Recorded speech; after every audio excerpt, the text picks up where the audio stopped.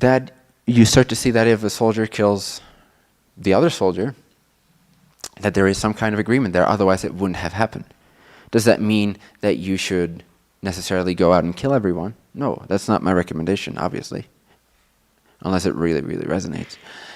Would I have a problem with that? No, absolutely not. Why? Because A, those beings chose it. Who am I to say anything about that? Who are you to say anything about that? Oh, killing is bad. Please get over yourself, if that's your belief. Killing is not bad. Killing is part of agreements. Killing can be the most liberating thing to that being killed. It can be exactly the end of their life. It can be exactly what they wanted to experience. Why would you take that away from anyone? Based on your limited points of view, taught by candy coating moms and dads, about what killing is all about and how bad it is. It has everything to do with your own fears for pain and death.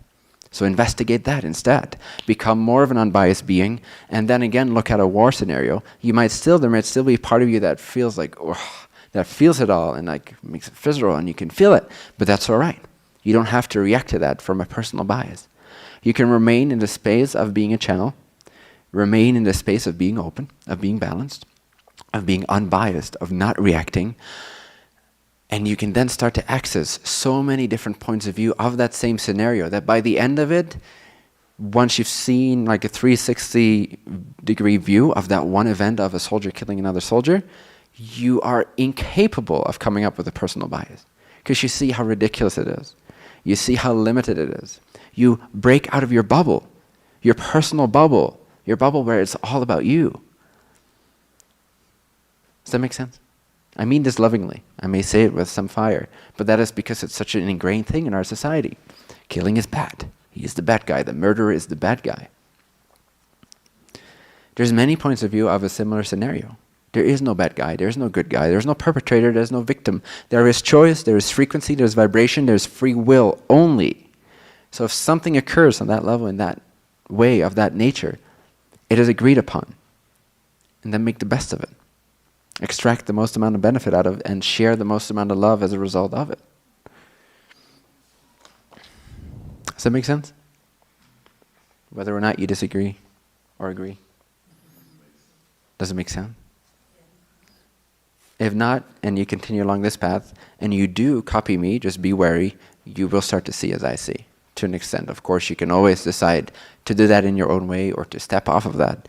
But this is one of the ways in which you'll see life, which is honestly very open-ended, very balanced. Imagine being completely unattached from the kid for whatever reason. I'm not saying this is humanly necessary or possible, but imagine being completely unattached to the kid and having equal love and appreciation for the one that's about to kill the kid as well as for the kid, just for the sake of imagination, right? Imagine. Even if it's your kid, like for some reason, there's equal amount of appreciation for both these creatures. You see them both as the creator, choosing their reality. There could be a balanced choice in that moment that allows you to intervene and kill the killer that was about to kill the kid. And there could be a scenario, as taboo as this may sound, where it would actually seem more sensible to let the killer kill the kid. You don't know, that's the thing. You don't know until the moment is there. As soon as you write a law book down for yourself ahead of time, you're not in the moment, you're not intuitive, you're not transcending your bias, and you cannot come up with a clear solution in that moment.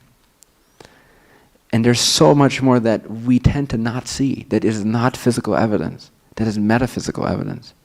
So many data points that linger around in the ether at any given moment, around any given event, around any given human and its motives and its background, that we cannot see if we believe in right and wrong. We have to transcend that idea. And I'm not at all encouraging you to do bad things. I'm not at all encouraging you to become violent, not at all. But you'll see that as you become more loving and more freely yourself, you will also transcend your good and bad ideas, which might scare you at first, but it's so rewarding. And I can honestly say, if you truly want to be kind more than you want to pretend to be kind, then you have to transcend yourself, because it's the only way to become kinder to all that is.